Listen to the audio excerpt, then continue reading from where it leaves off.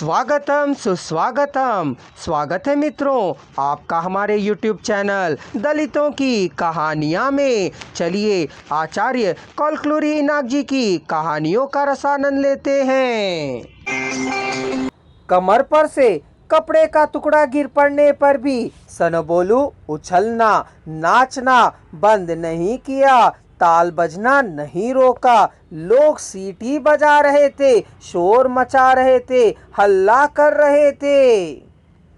कदम के आगे पहुंचने पर, ताल के तीर को छू लेने पर, थिरकन शिखर तक पहुंचने पर सनबोलू का कलारूप बहुत ही अद्भुत सा दिखाई दिया। लोगों की सीटियां, तालियां, चिल्लाना थम जाने के बाद सनबोलू बढ़ते हुए वेग को कम करते करते आरोहण पूरा करने के बाद अवरोहण करके रुक गया। तब बाकी बजाने वालों ने ढिंढोरा बजाना शुरू किया। तब शरीर का ख्याल ना कर आनंदित की तरह नाचना कम होने पर, उछलते हुए ताल बजाना कम होने पर उसने देखा कि कमर पर तो कपड़ा ही नहीं है, केवल लंगोटी मात्र है। लेकिन शर्म करने की फुर्सत और ताकत न होने के कारण हाफते हुए रुका खड़ा रहा। डॉक्टर नागेश्वराचारी की आंखों के आंसू सनबोलू के ढिंढोरा बजाने रोकने पर जमीन पर आ गिरे। आचारी लोगों को धकेलते हुए ना अपने विद्यार्थी के कंधे पर थाप देते हुए खड़े रहे। उन्होंने अपनी आंखें पोंछी। कंधे को थपथपाने के पीछे तुम्हारी विद्या को मैंने देखा है, कै प्रशंसा हो सकती है। और तुम्हें क्यों इस प्रकार का कष्ट सोच दुख भी हो सकता है। इतनी छोटी विद्या में कितनी बड़ी विद्या को हासिल कर प्रदर्शित किया है कि बड़ाई भी हो सकती है। तुम्हारे लिए यह काम लायक नहीं है, यह चेतावनी भी हो सकती है। सनबोलू ने अपने गुरुजी के चरणों में प्रणाम किया।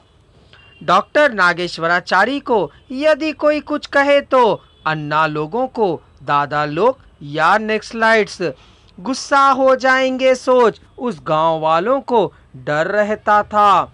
इसलिए उनको आता देख राह बनाते गए वे। सनबोलू की बड़ाई करने की इच्छा रखने वाले भी वहां से स्वयं ही हट गए। शोभा यात्रा समाप्त हो गई। अंतिम पटाखों को भी जलाया गया, बमों को दागा गया। अमवैया ने नजर उतार कर उस पानी को बाहर फेंक दिया। कद्दू को सिद्धगढ़ के फोड़ने पर उसमें से रक्त और मांस बाहर गिरता सा लगा, मानो बलि दी गई हो।